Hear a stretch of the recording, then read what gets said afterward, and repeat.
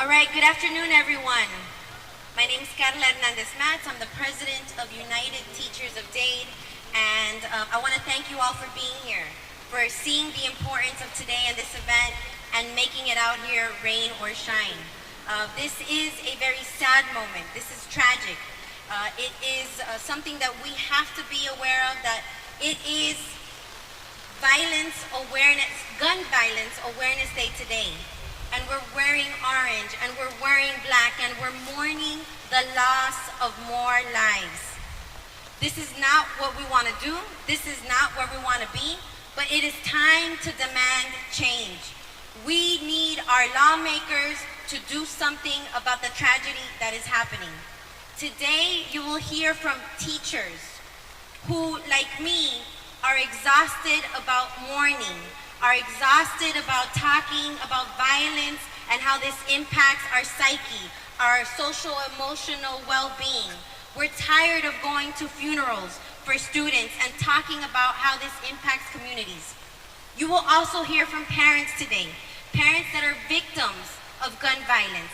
They will share their stories with you so that you can see how this impacts communities, not only when it's on the news and you're hearing about another mass shooting, but how this impacts communities every single day. And then you'll hear from activists. You'll hear from people who this is very troubling to and want and are demanding change. So to all of our speakers that are here, we thank you. To all the community members that are here, making sure that your voices are here and that you're standing in solidarity with the victims, with parents that want to make a difference, with a community that's mourning. We thank you. And you know what? The rain may have delayed this a little bit, may have caused less people to show up, but I will tell you this. This is exactly how our souls feel. We are crying. We are sad. This is a moment of grief for all of us, and we're demanding that change happens, that change happens now. Our children's lives should be more important than people's guns, and we demand the change, and it needs to happen now. So I'm going to change the run of show just a little bit because there are some people that are coming in. But the first person that I want to bring forward is Ms. Sammy Barrios. She is the Giffords State Director, and she's got some very important things that she wants to share. Thank you, Carla, for your beautiful words. Can you hear me all? Okay. Louder? Okay. Hi, my name is Samantha Barrios. I'm the Florida State Director for Giffords. Giffords is an organization that it was founded by one of the most tenacious gun violence survivors. It was founded by our former Congresswoman, Gabby Giffords, and it was founded after the Sandy Hook tragedy. I'm here today to let you know about our organization. We're an organization that is committed to passing the type of common sense laws that will protect our children and families from harm, and that will help to curb the epidemic of gun violence that is gripping our country. Each year, we see more and more mass shootings demanding the news, and we remember each unique tragedy. Columbine, Virginia Tech, Mother Emanuel, Sandy Hook, Las Vegas, Pulse, Parkland, El Paso, Dayton, Atlanta, Boulder, Indianapolis. There are so many. I could go on and on and on. Each year, we see parents, teachers, the communities mourning the loss of all of these. When will it stop? In the last months alone, we had added new names to this horrifying list. Buffalo, Tulsa, Uvalde. When will it stop? In the last month alone, but it's more important that we realize that these aren't just the names and places near and far where tragedy events took place. Behind these tragedies, we have people, we have deaths that are not unavoidable. Innocent victims whose lives were cut short at the barrel of a gun. They are grocery store workers. These are teachers, These are students spending the final moments hiding behind a desk, behind a counter. This is not possible. We can't take this as a new normal. Our legislators have failed them every day. They don't take action in Tallahassee, they don't take action in Washington, and we allow more tragedies to be carried out and more families to be ripped apart. One of these legislators, in particular, who has failed the Florida people and its children and this country again and again, it's Senator Marco Rubio. And that's why we're here today. When 49 people got shot in Orlando at the Pulse nightclub, he sent thoughts and prayers. And when 17 students and teachers died at Marjorie Stone McDouglas High School in Parkland, he did nothing to stop the violence. He didn't gather together measures to impose background checks on all gun sales or work to close the loopholes that allow domestic abusers to access weapons.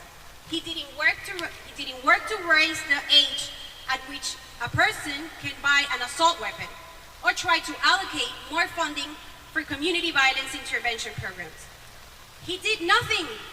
All he continues to do is to collect money from the NRA and forget about his constituents and about his community. Florida, mi gente, unlike Senator Rubio, we can do something. We can vote, and we can vote him out. He's either at the right side of history, or we'll go to the ballot and make sure that candidates like Val Demings get elected. Right. Someone who will have the courage to stand up to the NRA and do what is right. We can also push our leaders in Washington to vote on legislation now before another tragedy happens. The House has voted to pass gun safety measures, and it's time and again, they are not doing what they're supposed to do. I am just here to say, please, do what is right, stand with the right side of history, and keep our families, our kids, our community safe. Thank you so much. Thank you very much. And we know that just like there are national organizations, there are also local grassroots organizations that are doing the work, trying to create awareness of what gun violence does, because they have been directly or indirectly impacted. We are going to share stories of mothers that have lost children. And I'm going to start off by introducing my sister in the fight, Romania Dukes, who's here representing Mothers Fighting for Justice.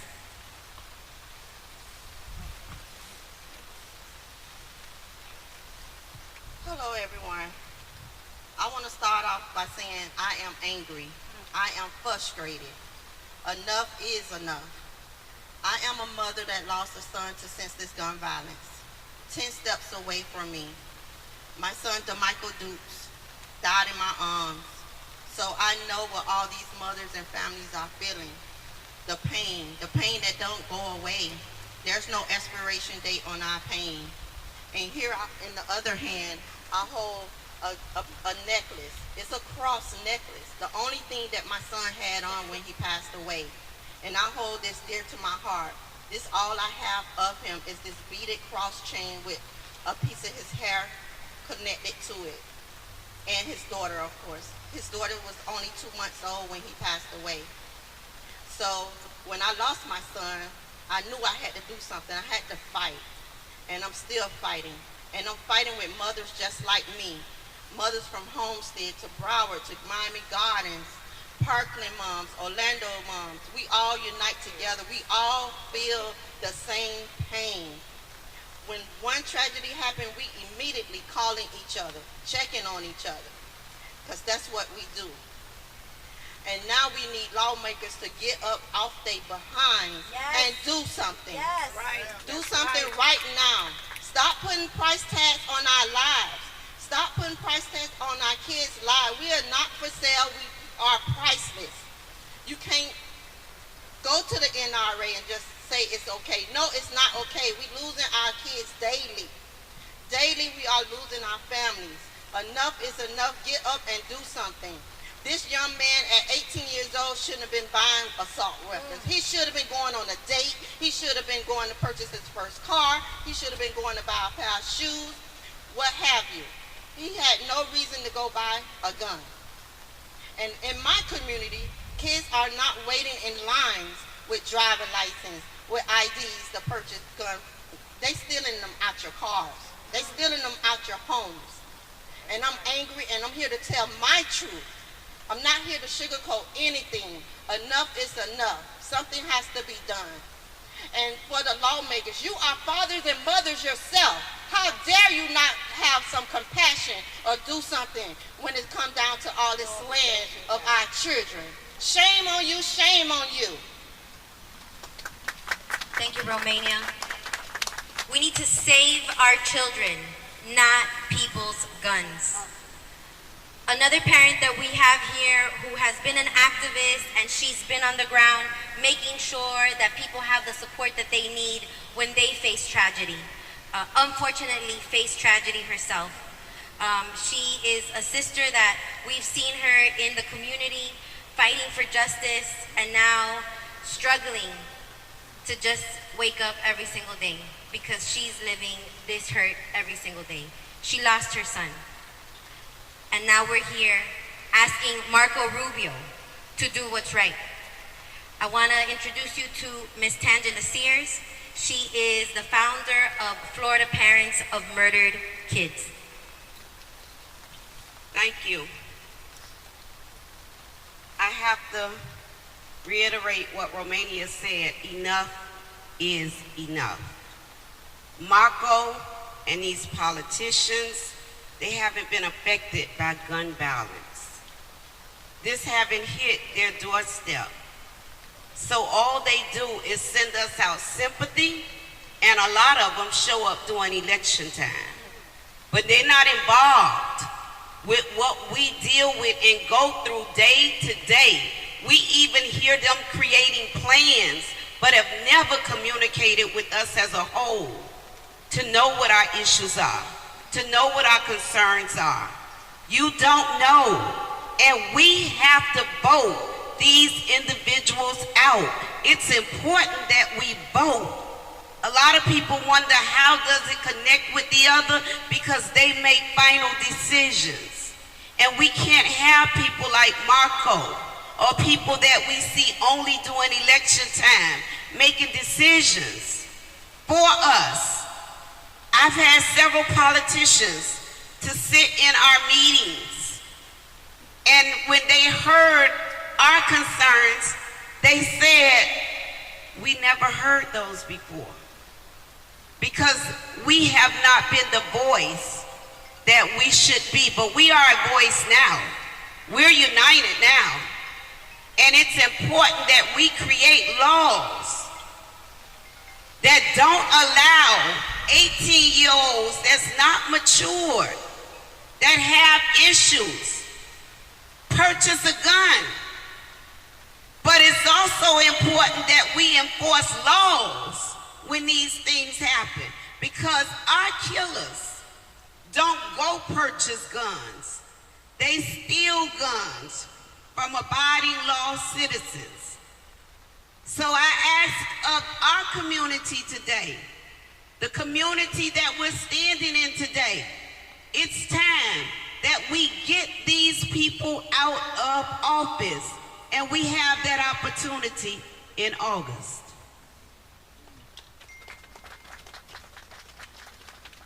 Thank you, Tangela. We know that this is very difficult because you all share a very personal story of loss.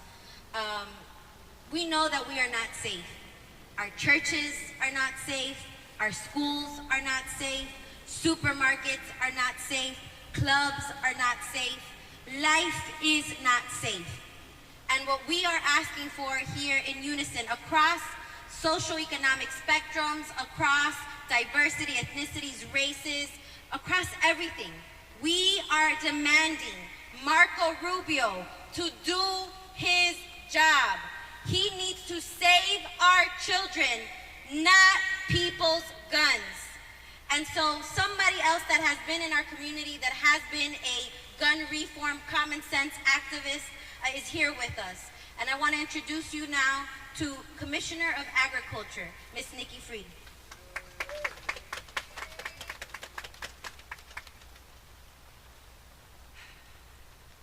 Today is Gun Violence Awareness Day. I hate that we have to have a day that is dedicated to this, to remember all of the victims, all of the survivors. But today is also about a day of action, because we need elected officials all across our state, all across our country to stand up. Enough is enough. How many more children are we going to lose? How many more mothers do we have to hear stories from? The time should have come a long time ago. When I ran for office in 2018, I made a promise to the people of our state, to the communities, that when elected, the NRA would have no power and no influence in the Commissioner of Agriculture's office. And today I can stand here in complete confidence that they don't. We kicked the NRA out of the Commissioner of Agriculture's office. And next week, I'm taking on the NRA again at the Florida Supreme Court, when our legislature took it upon themselves to tell our local governments that if they dare pass more reforms locally to protect their communities, to do exactly what the people of their communities asked them to do, they would be personally sued. Personally sued. That is unconstitutional. And this piece of legislation was supported by the NRA. So we are taking the NRA to court, and we are going to win next week.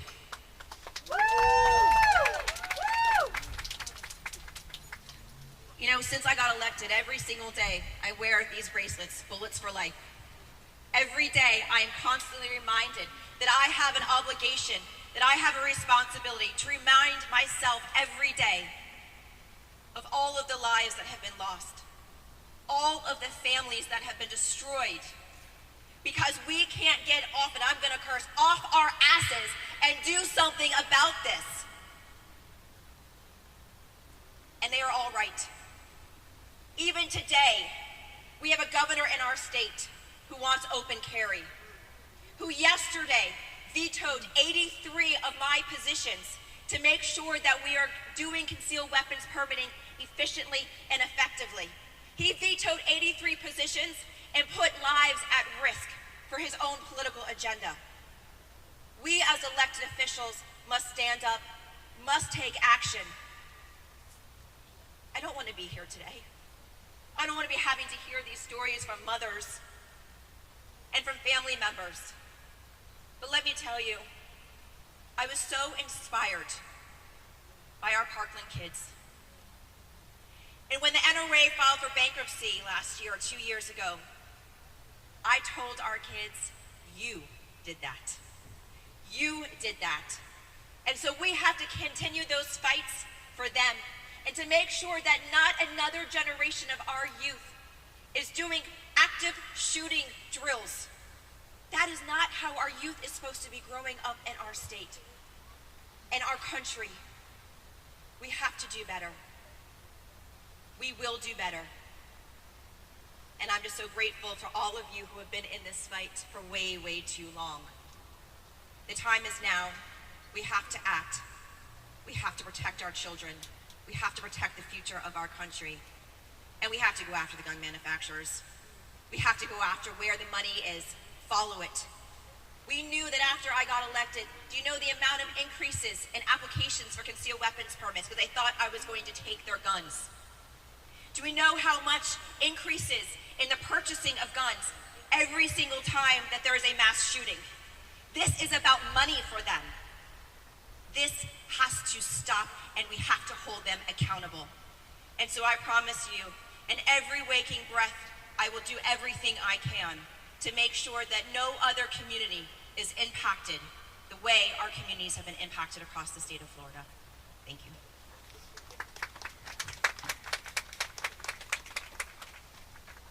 If you haven't noticed, behind you there is a digital billboard with a number of schools and mass shootings that have taken place to really bring to our mind the memory of these children and teachers who have shielded bodies, trying to protect their kids, making sure that they were safe in schools. After Uvalde happened last week, we had parents calling United Teachers with Aid. What are we doing? How do we protect our kids? I'm scared. My kids are scared. So to the parents that are with us here today, that have not felt a direct impact, but are here because they know it could happen to them and they don't want it to happen to anybody, thank you. You are here showing solidarity. You are here fighting because we don't want this to happen anymore. Enough is enough. Parents are here, they're advocating, they're mourning the loss of the parents that are laying their children to rest today. And so I want to bring forth to you another community activist that is here with us. She represents Women's March Miami chapter, and she's got a few words that she wants to share with you. Her name is Carrie Fiat. Hi everyone. Just want to first thank so much the mothers here that fight out of loss every day, and we're so grateful to you. My name is Carrie Fiat.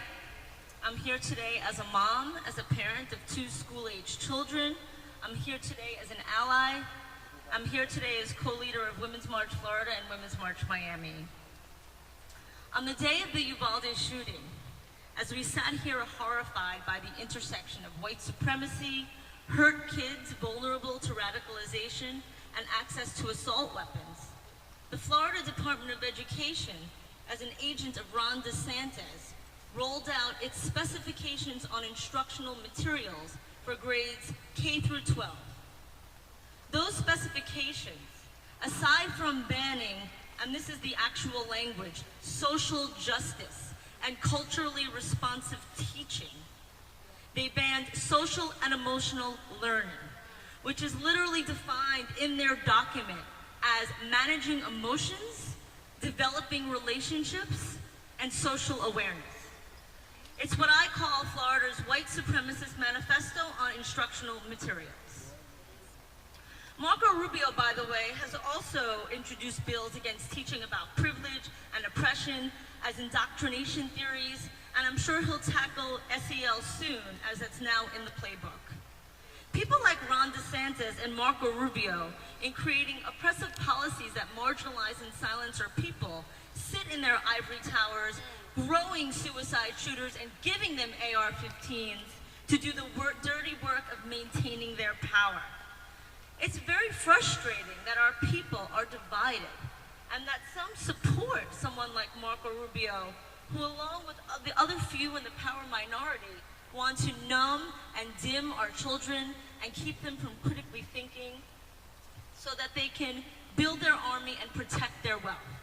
And it's so frustrating that these people, our working brothers and sisters, feel that they are aligned with or protected by those few in extreme power, because they're not, and their children certainly are not. People like Rubio want to keep us dumb and give us guns.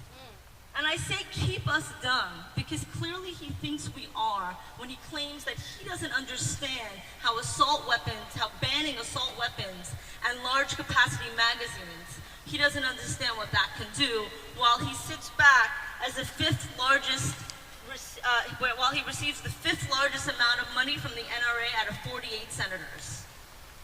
The truth is I'm a bit skeptical about asking Marco Rubio to do anything on guns or anything that doesn't directly maintain his power. But I do have faith in the people, and I do have faith in the power of the people. And I do have faith in the power of the people to vote Marco Rubio out. I have faith that we're going to prevent him from creating violent policies that affect all of us, except for him and his fellow oppressors. And so please say it with me, and let's make it so. Rubio either urges the Senate to pass common sense gun reform, or we vote him out. Vote him out! Vote him out! Vote him out! Vote him out! Vote him out! Thank you, Carrie. It can't be lost on us that we have lawmakers that are more focused on banning math books, on censoring what teachers can teach in the classrooms, which are not real issues, which are just culture wars, instead of banning assault weapons. Weapons that are semi-automatic, that are weapons of war, that are destroying our communities. And teachers are exhausted. We're tired of everything that we have to do, the multiple hats, and now the hat that we have to wear, that we know if something happens, we are the last line of defense for our children. And we're gonna do it because we always have. We love our students. We do it out of passion, out of commitment, out of service. Here, representing the American Federation of Teachers, 1.4 million educators across the United States, seeing the devastation that this is causing in multiple communities across the nation, mourning with parents, mourning with colleagues, saying it how it is, that enough is enough, that we need lawmakers to do their job. I want you to help me welcome Randy Weingarten, President of the American Federation of Teachers.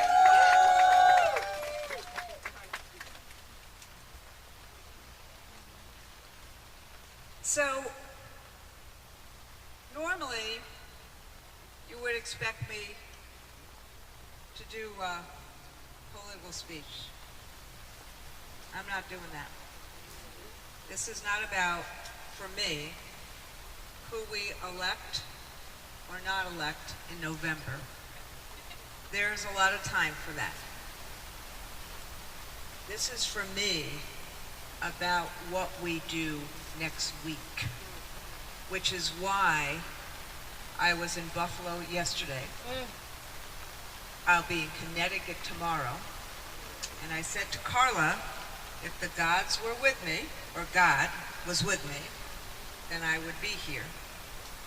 And I'm here, got a plane that actually took off and actually landed so that I could be with all of you today in Florida, asking Marco Rubio to do the right thing. In Buffalo yesterday, as we were at the Topps Memorial, there was a young woman who had chalk, and she had just done this beautiful American flag in chalk. And then, in bold letters, she wrote, "Do something." Last night, the President of the United States got to a podium as he walked through memorial candles, and he beseeched the Congress to do something. That enough is enough. Enough is enough. All week long, our members, we represent about 1.7 million of them all across the country, we've been in front of Senate offices, Democrat and Republican, of the U.S. Senate in their home districts, asking them, beseeching them, with moms whose kids died in their arms, with faith leaders, with teachers, with family members, saying that for God's sakes, these are our kids. These are people who go to church, who went to grocery stores, who worked in a hospital. Guns can't be more important than people. And no one is asking for us to do anything about the Second Amendment.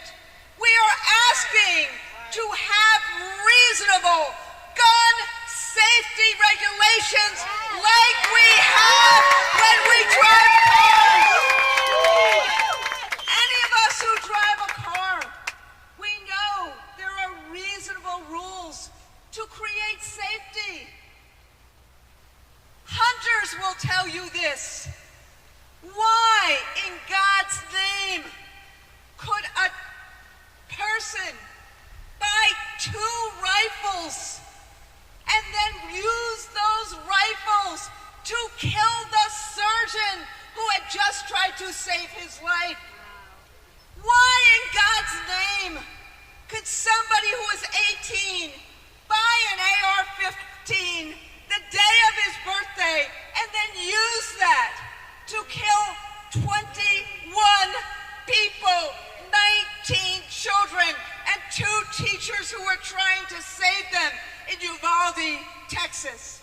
Why in God's name could someone who had been listening to all these conspiracy theories that used to be on the fringe before Charlottesville, that are now being spoken about every day by Tucker Carlson, that he listened to them, he believed them, and then he went to a grocery store in a black neighborhood in Buffalo and killed 10 people.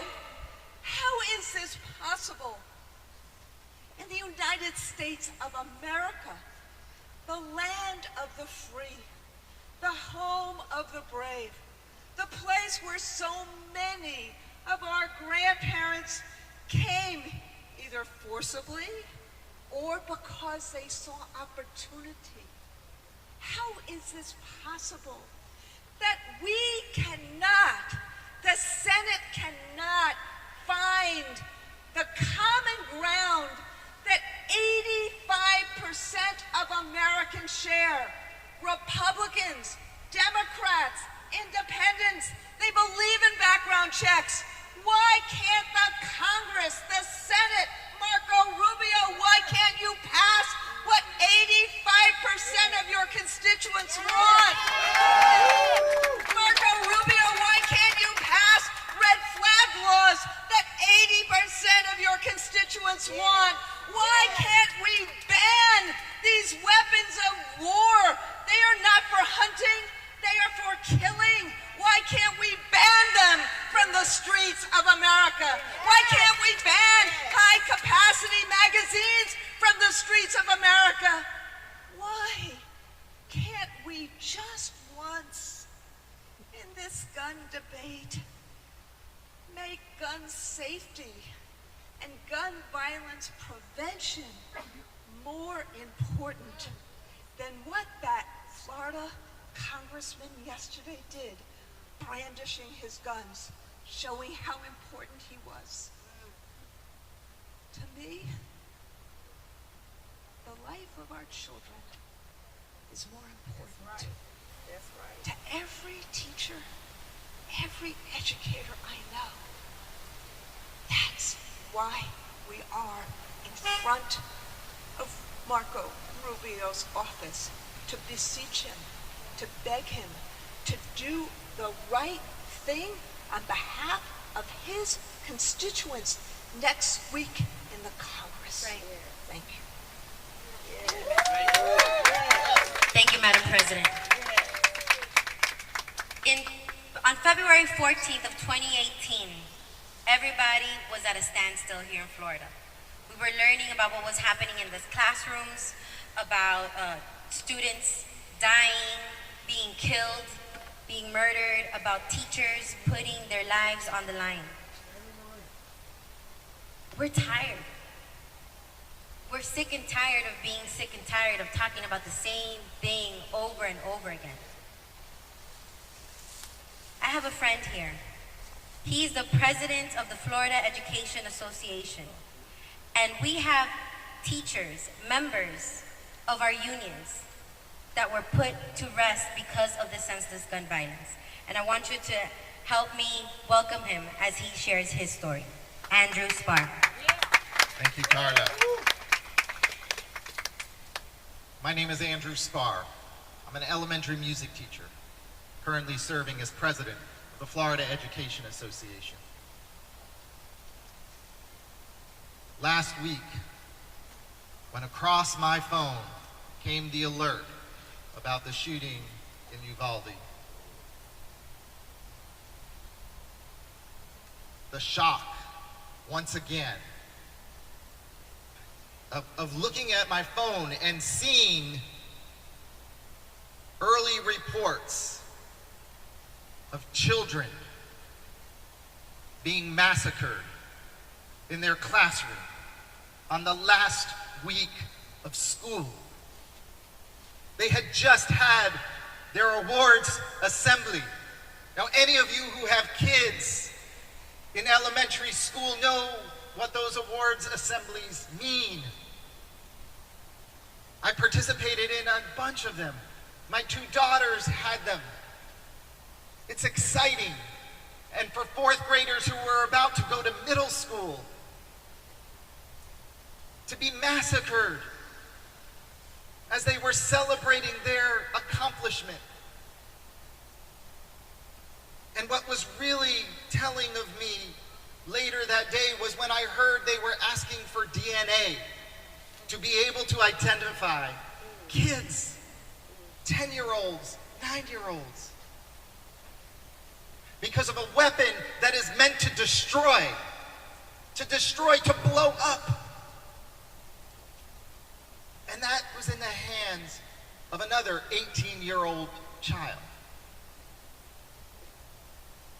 Something is wrong in America when parents are telling us stories of their kids dying in their arms, being massacred. When parents in Uvalde couldn't get into the school to even protect their kids.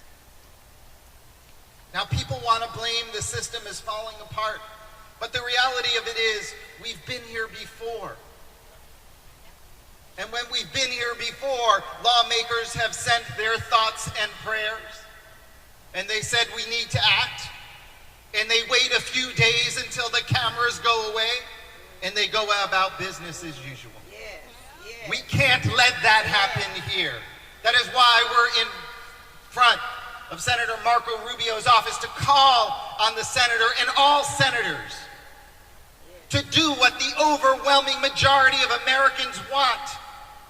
Common sense gun laws. Common sense. We're not talking about something that's not common sense. This shouldn't take a lot of will. This shouldn't take people marching on the streets. This is common sense. This means you do it. You just do it. And let we continue to see senators blocking doing common sense things that the majority of Americans want. When our members, teachers and bus drivers and cafeteria workers call us and say, I'm worried I'm going to be the next person trying to shield my kids. What do I do? What do I do? We ask so much of the people who work in our schools, and we are asking lawmakers to protect our students, our teachers, our staff, who every day do everything they can to keep our kids safe, to show them love and compassion, to show them that they care, and that they are going to do everything within their power to make sure they get the education they deserve and need, regardless of race, regardless of background, regardless of zip code, regardless of gender identity, regardless of sexual orientation, and regardless of ability. And I want to end with this last thought that someone shared the other day that I thought was so powerful. We can't give up, because there are those on the other side, those who want to stop the success and the progress of America and the future for our democracy and our students. We cannot give up, because that's what they want us to do. We have to stand strong. We have to keep fighting forward. We have to keep demanding that lawmakers do what common sense calls them to do, what morals and ethics call them to do. And we will not give up. We will not back down. We will stand strong, and we will fight future of our country and our democracy, and we will fight for every child in America. Thank you. We will not give up. We will continue to fight. The next speaker I'm going to bring up has not given up, has continued to fight. It's a very painful story because now we go and we listen to the words of a student in Parkland, sitting in Marjorie Stoneman Douglas High School, who heard the shots, who saw his friends die, who knew the teachers that shielded those students, who has been fighting as a child, growing up trying to make a difference. What happened on February 14th completely changed the trajectory of his life. And he's fighting for the lives of others. He is fighting to end the gun violence. He is fighting for common sense gun reform. We need to learn from him. We need to be like him. And we need to demand that lawmakers like Senator Marco Rubio, like others that are sitting on their asses to do something about this. Ladies and gentlemen, it pains me because he is a student. But I'd like you to welcome David Hogg, survivor. Thank you. Thank you. I really wish I didn't have to be here right now, and I wish none of us had to be.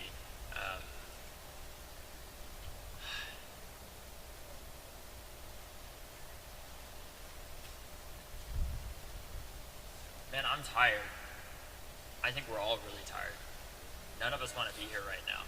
Teachers are in the middle of finals right now, and they're here, right? Or maybe y'all just got out. I don't remember anymore. But I want to say something to not just the people in Miami, but across the country that are watching this, and that's that I've been doing this work for 4 years, and I've worked with the Black and brown women who've been doing this work for decades, especially, were a huge reason why I've been able to do this work in the first place. And I can tell you, from the work that I've done with them and the things that I've seen across the country in this past week, that this time is different. And I know that you may feel like you hear that time and time again, but I mean that. And the reason why I know that is because yesterday I was in front of Senator John Cornyn's office in Dallas, Texas. And we were there with with a ton of students, teachers, grandparents, veterans, faith leaders, everyone. And we were outside simply asking for a meeting, the same way that we're asking for a meeting with Marco Rubio right now. We understand that we don't agree on everything. We understand that. Let's find what we can agree on, though, because that's what we did after Parkland in Florida. We worked with our Republican state legislature, and we changed the laws. That's all we're asking for here, is a meeting to talk about what can we find common ground on. Because even if we can just stop one more Parkland, it's worth it. Or one more student who doesn't get on the news that dies outside of his school because he lives in a Black and brown community that doesn't make it on TV. Right? And teachers are asked to be their therapist, their life counselor, their nurse a lot of the time, and a teacher on top of all that. And the reason why I know that this time is different is because for the first time in the 4+ years of doing this work, I was in Dallas, Texas, protesting outside of a senator's office demanding action on gun violence. And this was the first time that I have ever protested out of many in Texas. And for once, there weren't 40 men with AR-15s protesting outside, counter-protesting us on the other side of the street. In fact, there were none. On top of that, I woke up to a message yesterday morning on my Twitter from somebody who said, David, I've owned an AR-15 for the past 15 years and I'm done. It's not worth it. Even the possible risk of this being used against a school or a child, I can't fathom it. Where do I turn this in so I can destroy it? Lastly, when we started, we didn't have the House. The movement didn't have the House. We didn't have the Senate or the presidency, and now we have all three. And when I was in Houston, at an event for over 4,000 people at the NRA convention, they had a couple hundred, even with the former President Donald Trump speaking there. Outside, we had over 1,000 that were incredibly low. And I want to change the perspective on this because I think for too long the media and Americans have been talking about this in the wrong way. This is not about being anti-gun or pro-gun. This is about being pro-peace. This is about being pro-children, pro our future. And I want Americans to understand that there's no single march or day that is ever going to fundamentally end gun violence in the country's 400 million guns. This is going to be a long fight, and we have to persist. But like with cigarettes, we must address how and why. How does somebody get a gun, but why? Why do they feel the need to pick it up? We need to address systemic racism and individual racism. The shooter in Buffalo was a white supremacist. He said it himself in his manifesto. He was a literal self-described fascist. We have to address what caused that person in the first place to be like that, and why was he able to buy an AR-15, right? The shooter, they often say criminals don't obey laws. The shooter at my high school was a 19-year-old. The shooter in Buffalo was an 18-year-old. The shooter in Texas was an 18-year-old. These aren't criminal masterminds with deep black market connections. These are kids who wait until they're old enough and buy an AR-15 and go and commit a school shooting. I don't know a single responsible gun owner that I have ever met that thinks that an 18-year-old should be able to just go out and buy an AR-15 and then go and use it against a school. No responsible gun owner supports that. And I want us to understand that we have to address both. It can't just be how somebody gets a gun, but why. And in regards to addressing systemic racism too, and redlining, and so many different forms with that, right? We have to address the fact that Buffalo was a food desert before the shooting, and now it's even more of a food desert. And while Parkland got an incredible response in terms of the therapists, the therapy dogs, and all the people that showed up and showed their support, every community deserves that kind of support, not just Parkland. Right. And with that, this isn't about being about on the left or the right. This is about our kids and our future. This is not a political issue. This is a moral issue. Every gun owner, people like my father, every person in America wants this madness to end. All of us have the same goal. We actually don't disagree here. We have the same goal. But all of us need to be outraged, no matter if we're on the left or the right or the center. When our politicians when our Senate's only reaction a week after a shooting that killed 19 students is to go on recess. Why should our senators be able to go on recess when 19 elementary school kids can't? Because they're dead. And with that, I think it's important to acknowledge that these laws work. In Florida, we came together and we worked across the aisle. There were things that I wasn't happy with that were in the bill that we passed, and there were things that the right wasn't happy with in the bill that we passed, but it has saved lives. And you want to know why I know that? Is because my mother was sent a death threat that said, F with the NRA and you will be DOA. We contacted law enforcement and we used the law that we created to disarm that person of his guns. These laws work. That law has been used nearly 6,000 times in the state of Florida, and there's no reason we can't make that a national law and raise the age to 21 and do the other things to address gun violence. If we can do it in Florida with a Republican state legislature, Right. a Democratic House, Senate, That's right. and Congress should be able to do it as well. Yes. Because I can respect the fact that people don't agree with me. What I can't accept, though, is that we can't do anything to save our kids. We can't accept inaction. And that's what they're counting on. They want us to move on from this. And Senator Rubio, I've never met with him. He's never met with me or anyone from March for Our Lives. In fact, there was a time where basically they forced my 14-year-old sister, who lost 4 friends that day in Parkland, out of his office. Simply for wanting to have a meeting, a 14-year-old little girl. Right? For every one of these senators and every parent in America, I want you to take out your phone right now and look at a photo of your kid. And look at that photo and say there's nothing that we can do to address this, because you can't. We have to protect our kids. And I know that we have our disagreements, but let's figure out how to be the adults that I didn't have when I was a young kid. Because now I'm an adult and I'm here to lead so that kids can be kids and not activists and have to be talking about this. Because we should not pass this on to another generation. And lastly, again, this is not about being anti-gun or pro-gun. This is about being pro-peace. I can't state that enough. We have Republicans with us. We have gun owners with us. We have non-gun owners with us. We have Democrats with us. And we are marching on June 11th with NEA and AFT and teachers and doctors and veterans and gun owners and Republicans across the country, because every single parent in America right now is outraged because we know that the next shooter is plotting his attack right now, and we can't accept inaction.